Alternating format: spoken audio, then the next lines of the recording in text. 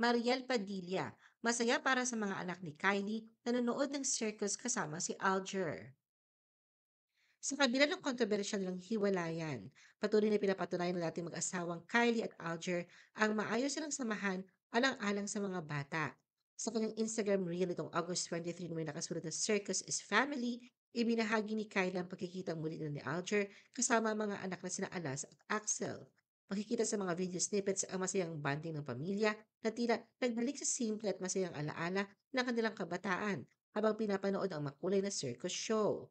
Bakas din ang tuwa sa mukha ng dalawang bata, hawak ang glow sticks at nakaupo sa pagitan ng kanilang mga magulang. Sa caption ng kanyang reel, ipinahayag ni Kylie ang kanyang kasiyahan at pasasalamat kay Alger sa pagsama sa kanila.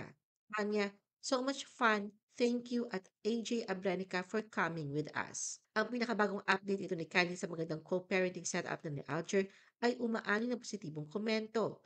Maraming netizens ang nagpabati ng paghanga sa paglaan nila ng oras sa kanilang mga anak at isinasantabi ang anumang issue sa nakaraan. Maging si Mariel Padilla nag-iwan ng komento na masaya siya para sa mga bata na tinugunan naman ni Kylie na siya din ay sobrang saya.